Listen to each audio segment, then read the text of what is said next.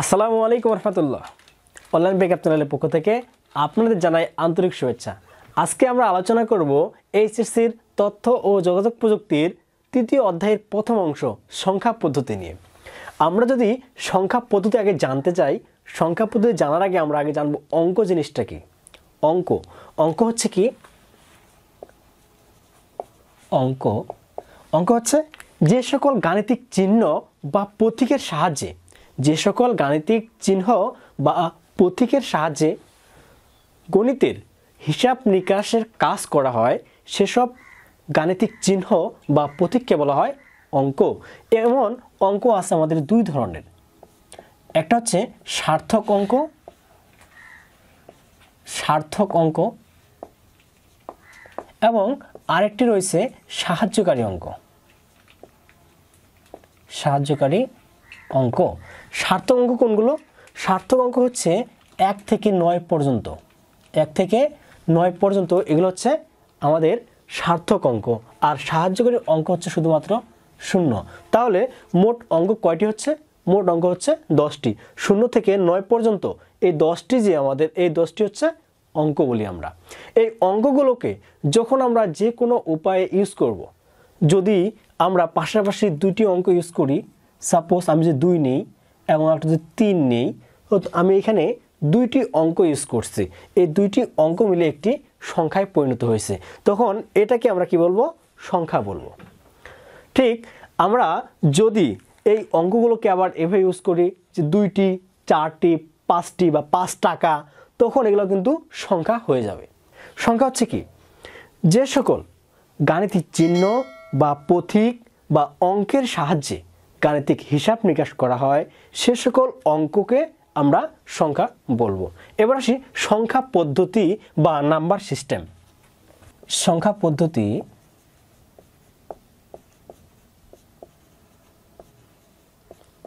বা number system.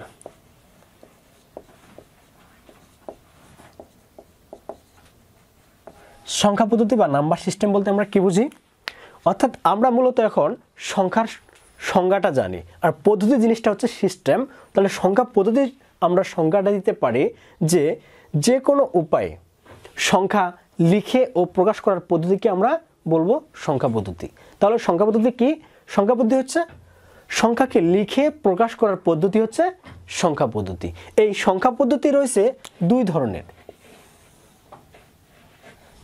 একটা হচ্ছে স্থানিক বা পজিশনাল নাম্বার সিস্টেম। স্থানিক বা পজিশনাল নাম্বার সিস্টেম।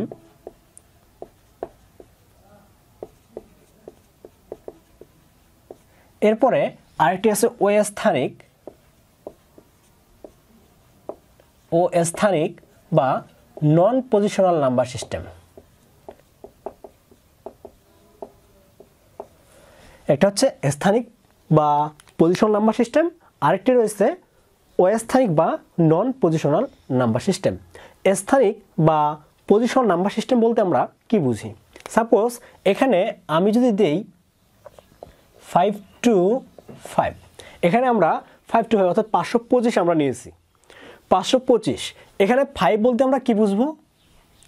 এই 5কে আমরা কি বলি? একক বলি না?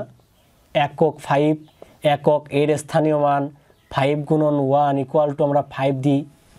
এরপর 2টাকে আমরা কি বলি? দশক। এরপর সেটা দশক, তারপর কি দিই আমরা? 2 গুণন 10 20। এরপর আমরা কি দিই? 5, এটা হচ্ছে কি? শতক। তাহলে 5 গুণন 100 ইকুয়াল 500, সর্বমোটে মিলে হয় 525। অর্থাৎ এখান থেকে আমরা দেখতেছি যে এইখানে প্রতীকের সাথে সাথে স্থানে মানের পরিবর্তন হচ্ছে। অর্থাৎ এখানে যেটা ছিল 5, এটা হচ্ছে একক। আমরা আরেকটু বাইরে গেলাম, অর্থাৎ এই সাইডে গেলাম, এটা 2 আছে কি দশকের ঘরে, তার মানে কি 10 করে কি বৃদ্ধি পাচ্ছে। সুতরাং এখান থেকে দেখা যায় যে স্থানের সাথে সাথে প্রতীকের মানের চেঞ্জ হচ্ছে। এজন্য এই নাম্বার সিস্টেমকে আমরা বলবো স্থানিক নাম্বার সিস্টেম। এই স্থানিক নাম্বার সিস্টেম আছে 4 ধরনের। একটা হচ্ছে ডেসিমেল নাম্বার সিস্টেম, ডেসিমাল বা দশমিক নাম্বার সিস্টেম, দশমিক। এরপরে আসি অক্টাল, এরপরে বাইনারি, এরপরে আসি হেক্সাডেসিমাল, হেক্সাডেসিমাল। আমরা ডেসিমাল নাম্বার সিস্টেম নিয়ে কথা বলবো। ডেসিমাল নাম্বার সিস্টেম বলতে আমরা কি বুঝি? যে সকল নাম্বার সিস্টেমে 0 থেকে 9, যে সকল নাম্বার সিস্টেমে 0 থেকে 9 মোট 10টি অঙ্ক ইউজ করা হয়, সে সকল নাম্বার সিস্টেমকে আমরা ডেসিমেল নাম্বার সিস্টেম বা দশমিক নাম্বার সিস্টেম আমরা বলবো। তাহলে ডেসিমেল নাম্বার সিস্টেম বা দশমিক নাম্বার সিস্টেম কাকে বলে? দশমিক বা ডেসিমেল নাম্বার সিস্টেম বলতে আমরা বুঝবো যে সকল নাম্বার সিস্টেমে 0 থেকে 9 মোট 10টি অঙ্ক ইউজ করা হয়, সে সকল নাম্বার সিস্টেমকে আমরা বলবো দশমিক নাম্বার সিস্টেম। তাহলে এই দশমিক নাম্বার সিস্টেমের আমরা মোট ভিত্তি বলবো 10টি। ভিত্তি তাহলে কয়টি হচ্ছে? 10টি। ক্লিয়ার? এবার আমরা একটু দেখি গঠনটা কিভাবে মূলত আসে থাকে। 0, 1, 2, 3, 4, 5, 6, 7, 8, 9 দশমিক নাম্বার সিস্টেম। এখানে এরা মূলত এই প্রথমে এই 0 থেকে 9 পর্যন্তই অঙ্ক তারা ইউজ করছিল। এরপরে সময়টা কি হবে? আমরা মূলত জানি যে এটা 10, 11, 12 এভাবে চলতে থাকবে। আসলে কি এটা খুবই এভাবে কিন্তু কি ছিল? আসলে কিন্তু প্রথম অবস্থায় এটা নিয়ে অনেক গণিতবিদরা চিন্তা ভাবনা করার পরে বিভিন্নভাবে তারা কৌশল অবলম্বন করছিল। এরপরে আমি সংখ্যাটা লিখি, যেটা হচ্ছে 0। এরপরে যে 0টা যারা চিন্তা করলো যে আমি আগে 0টা আবার দেখি ইউজ করি, দেখি এটা কি পরিবর্তন হয় কিনা। দেখো এখানে যদি 0 ইউজ করা হয়, 0, তাহলে দেখা যাচ্ছে যে 0 যদি ইউজ করা হয় তাহলে সে আগের মতোই মিনিংস দিবে। এই জন্য এরা কাজ করলো কি, এই 0-র জায়গায় এর পরবর্তী সংখ্যা, পরবর্তী অঙ্ক 1, এরা 1 ইউজ করছে। তাহলে এখানে যদি 1 দেওয়া যায়, এরপরে 1, 1, 1, এর প্রত্যেকটাতে 1 দেওয়া হয়েছে। তাহলে 9 পর্যন্ত ছিল, এটাকে বলা হয় 10, 11, 12, 13, 14, 15, 16, 17, 18, 19। এর পরবর্তী সংখ্যাটা কি হবে? 1 দিয়ে যদি শেষ হয়েছে তাহলে কি আবার সেখানে যাবে, যেহেতু এবার 1 দিয়ে শেষ, এবার 2 দিয়ে শুরু করবে। তাহলে আবার কি, যে 20, 21, 22, 23, 24, 25, 26 মূলত সংখ্যাগুলো সবগুলোই কোটি কোটি যে সংখ্যা রয়েছে সবগুলো এইভাবে মূলত কি গঠন করা হয়েছে। আর এখানে 0 থেকে 1 পর্যন্ত যে অঙ্কগুলো রয়েছে, এখানের মধ্যে 0টি আবিষ্কার করে ভারতীয় গণিতবিদ আর্যভট্ট, আর 1 থেকে 9 এই বাকি কয়টা আবিষ্কার করে মিশরীয়রা। এজন্য এই দশমিক নাম্বার সিস্টেমকে হিন্দু আরবীয় নাম্বার সিস্টেম বলা হয়। এটা কি বলা হয়? হিন্দু আরবীয় নাম্বার সিস্টেম। এবার আসি অক্টাল নাম্বার সিস্টেমে। অক্টাল নাম্বার সিস্টেম বলতে আমরা কি বুঝবো? যে সকল নাম্বার সিস্টেমে 0 থেকে 7 পর্যন্ত মোট 8টি, 0 থেকে 7 পর্যন্ত মোট 8টি অঙ্ক ইউজ করা হয়, সে সকল নাম্বার সিস্টেমকে অক্টাল নাম্বার সিস্টেম বলা হয়। তাহলে অক্টাল নাম্বার সিস্টেম বলতে আমরা কি বুঝবো?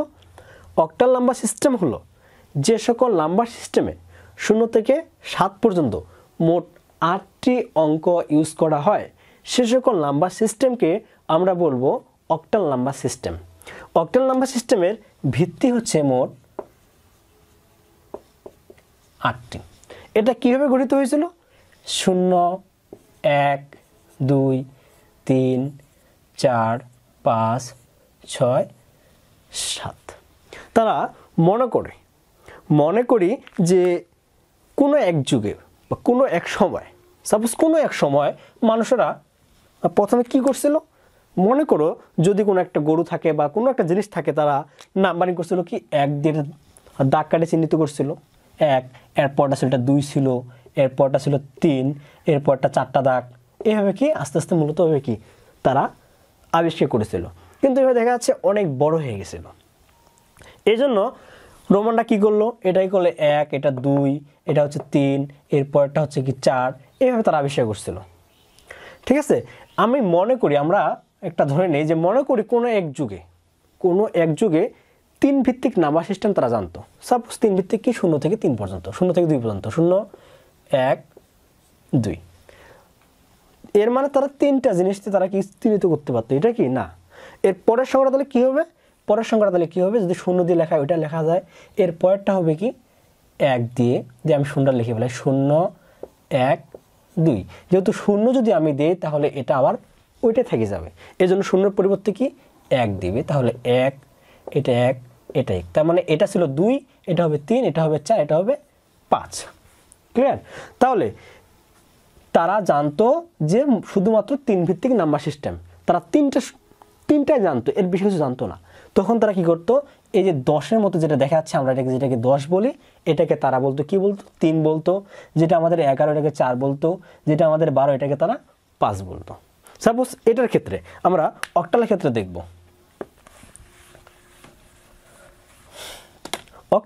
এই অক্টালের ক্ষেত্রে মনে করি 0 থেকে 7 পর্যন্ত তারা জানে, এর বেশি তারা জানে না।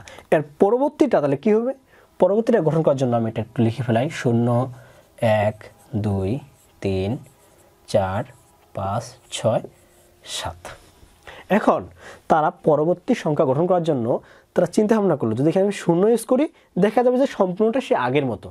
তারা এমন নতুন কিছু আনবে, তারা সে আগেরটাকে রাখবে না, যেন নতুন কিছু আসে। এই জন্য তারা এই 0 বাদ দিয়ে তারা 1 ইউজ করবে। এখানে 1, 1, 1, 1, সবগুলোতে 1 দিলাম। তাহলে এটা ছিল তাদের কি 7 ছিল, এটাকে তারা বলবে কি 8 বলবে, এটা হচ্ছে 9, এটা হচ্ছে কি 10, এটা হচ্ছে 11, এটা হচ্ছে কি 12, এটা হচ্ছে 13, এটা হচ্ছে 14, এটা হচ্ছে তাহলে কি 15। ক্লিয়ার। আর পরবর্তী সংখ্যা গঠন করার জন্য ওরা আবার কী করবে, যেহেতু 1 দিয়ে শেষ, আবার তারা কি করবে 2 দিয়ে শুরু করবে। ক্লিয়ার। তাহলে অক্টাল নাম্বার সিস্টেম বলতে আমরা কী বুঝবো, অক্টাল নাম্বার সিস্টেম হচ্ছে যে সকল নাম্বার সিস্টেমে 0 থেকে 7 পর্যন্ত মোট 8টি অঙ্ক ইউজ করা হয়, সেই সকল নাম্বার সিস্টেমকে আমরা অক্টাল নাম্বার সিস্টেম বলবো। ক্লিয়ার। এবার আসি আমরা বাইনারি নাম্বার সিস্টেম নিয়ে আমরা কথা বলবো। এবার আসি বাইনারি নাম্বার সিস্টেমে।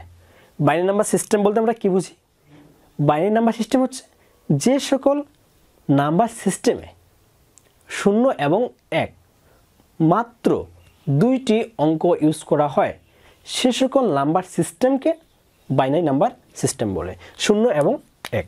তাহলে মনে করি 0 এবং 1 হচ্ছে তাদের কি 2টো অঙ্ক। এর পরবর্তী সংখ্যা তাহলে আসলে কী হবে, আমি এখানে 0 দিই এবং 1 দিলাম। এর পরবর্তী সংখ্যা কী হবে, যদি আমি এখানে 0 দিয়ে ইউজ করি দেখা যাবে যে এটা কি আগের মতো হয়ে যাচ্ছে, সুতরাং এটা বাদ। এর পরবর্তী আমাদের অঙ্ক নিয়ে আমরা ইউজ করব। তাহলে পরবর্তীটা হচ্ছে 1, তাহলে এটা হচ্ছে 1, এটা হচ্ছে 1। তাহলে এটা যদি 1 হয় তাহলে এটা কী হবে 2 হবে, এটা তাহলে কী হবে 3 হবে। তাহলে বাইনারি নাম্বার সিস্টেম বলতে আমরা কী বুঝবো, বাইনারি নাম্বার সিস্টেম হচ্ছে যে সকল নাম্বার সিস্টেমে 0 এবং 1 মাত্র 2টি অঙ্ক ইউজ করা হয়, সে সকল নাম্বার সিস্টেমকে বাইনারি নাম্বার সিস্টেম বলে। এই বাইনারি নাম্বার সিস্টেমের ভিত্তি হচ্ছে 2। আমাদের মূলত কম্পিউটারে বাইনারি নাম্বার সিস্টেম ইউজ করা হয়, কারণ কম্পিউটার শুধুমাত্র অন আর অফ জানে, অন্য কিছু সে বুঝতে পারে না। এবার সে হেক্সাডেসিমালের ক্ষেত্রে হেক্সাডেসিমাল নাম্বার সিস্টেম বলতে কি বুঝি, হেক্সাডেসিমাল নাম্বার সিস্টেম হচ্ছে 0 থেকে f পর্যন্ত যে সকল নাম্বার সিস্টেমে 0 থেকে f পর্যন্ত মোট 16টি অঙ্ক ইউজ করা হয়, সে সকল নাম্বার সিস্টেমকে আমরা বলবো হেক্সাডেসিমাল নাম্বার সিস্টেম। তাহলে হেক্সাডেসিমাল নাম্বার সিস্টেম বলতে আমরা কী বুঝি, হেক্সাডেসিমাল নাম্বার সিস্টেম হচ্ছে যে সকল নাম্বার সিস্টেমে 0 থেকে f মোট 16টি অঙ্ক ইউজ করা হয়, সে সকল নাম্বার সিস্টেমকে হেক্সাডেসিমাল নাম্বার সিস্টেম বলে। এটা মূলত কীভাবে গঠিত হয়, এটা হচ্ছে 0, 1, 2, 3, 4, 5, 6, 7, 8, 9। এরপরে হচ্ছে 10, 10 বলতে এখানে এ কে বোঝানো হয়েছে, এটা হচ্ছে এ। এরপর হচ্ছে বি, এরপরে সি, ডি, ই, এফ, যেটাকে আমরা এটাকে বলি 11, এটা হচ্ছে 12, এটা মূলত 13, এটা হচ্ছে 14, এটা হচ্ছে মূলত 15। তাহলে এর পরবর্তী সংখ্যা কি গঠিত হবে? এর পরবর্তী সংখ্যা যদি আবার শূন্য দ্বারা গঠিত করা হয় তাহলে দেখা যাবে যে সেটা আগের মতো রয়েছে।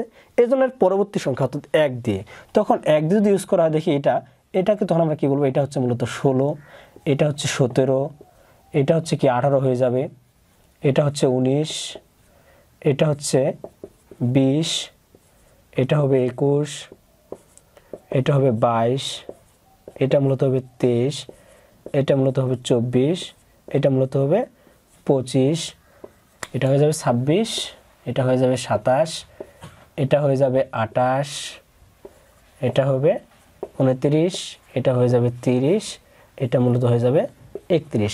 এইভাবে মূলত কিন্তু সংখ্যাগুলো গঠিত হয়। এর পরবর্তী সংখ্যা যখন শেষ হয়ে যাবে এর পরবর্তীতে আবার কি 2 দ্বারা শুরু হবে, এইভাবেই মূলত সংখ্যাগুলো গঠিত হয়ে থাকে।